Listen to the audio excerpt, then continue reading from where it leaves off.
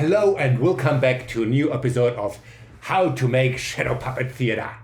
Today we want to learn how to invent stories and bring them to life with our puppets.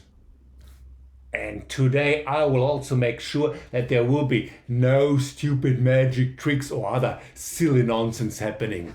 Today it is serious. Yes. Oh! Ah!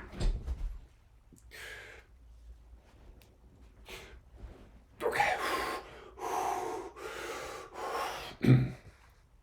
Where were we? Right. So, when we want to put up a show, what do we have to consider? First of all,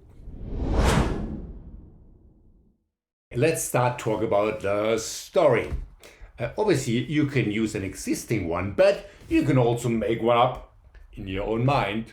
Maybe you want to tell something about your township or your friends or the environment or how the blind vampire fell in love with a one-legged owl or whatever. Just keep in mind, the more complex, the harder it will be to tell it with the puppets. So imagine there is that wolf that actually knew another wolf in another forest who had chosen to chase a bat that was flying away from all the distance in the whole wolf by the school that was chasing the woman that came from a completely different country where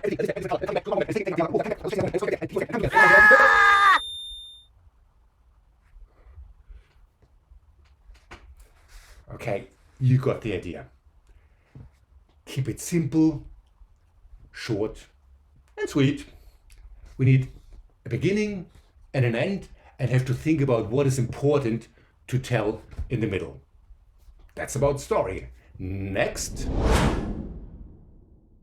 Once we decide what story you want to tell, you have to sit down and plan it well. Because it is important to think of what do we need to do? Who in the team does what? What kind of situations we want? And what kind of set and puppets do we need? And congratulations! The first most important step is done. Now we make a decision how we can show the chosen bits in a simple and interesting way. Important, make it easy for the audience to follow your story. Where could it be set? In an imaginary forest, around houses or inside of houses, in the ocean, or in a city, or spooky, on a cemetery.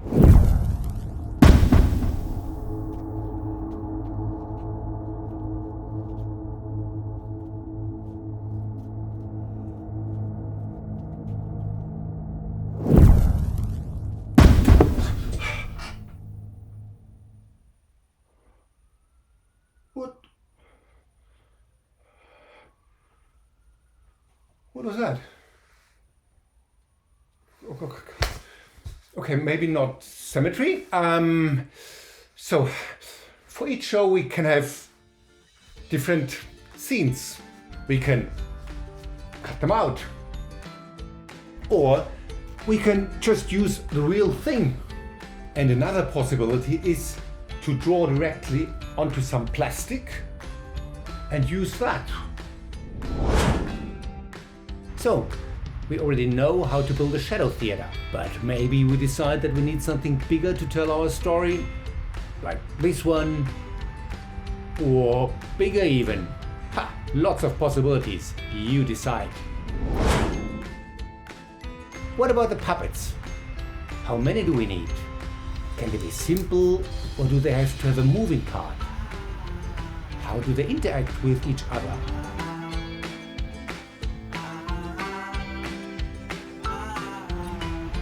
Do they have different sizes and scales? And a puppet is not necessarily a being like an animal or person, but it can also be a cloud or food or flowers that are manipulated as puppets on sticks. Oh, how many people do you have in your team?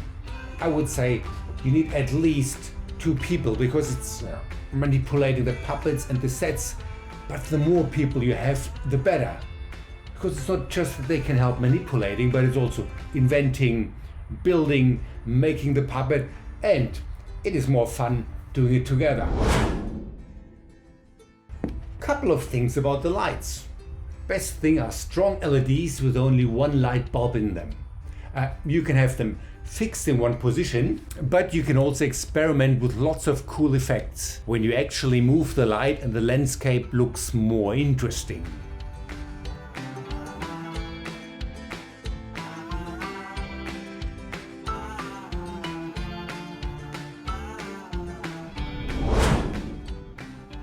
Maybe you want that your puppets talk. Like me! What? Me! So, hey, I'm giving the tutorial, so be quiet. So what do you have to do? You write down a text and you learn it, and then you find out who in the team speaks which voice. Okay, next. Really good to have some music playing. You can use your iPhone or iPad or computer for that. And you can also make your own sound effects.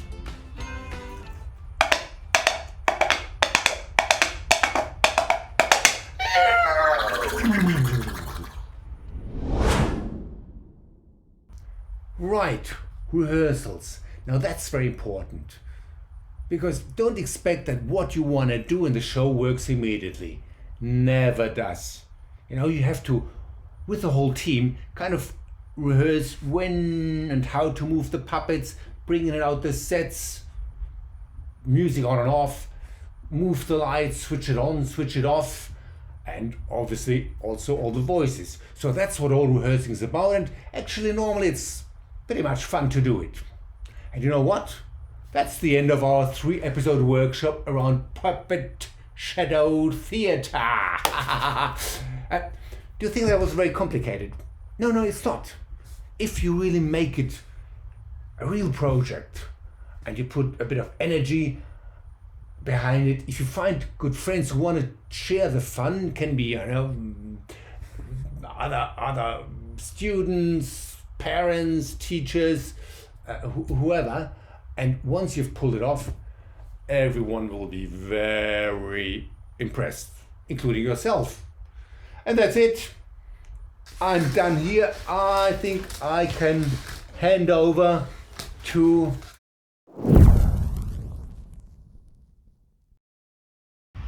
Oops, looks like he's gone.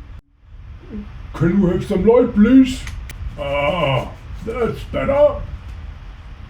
What do you mean? He's gone.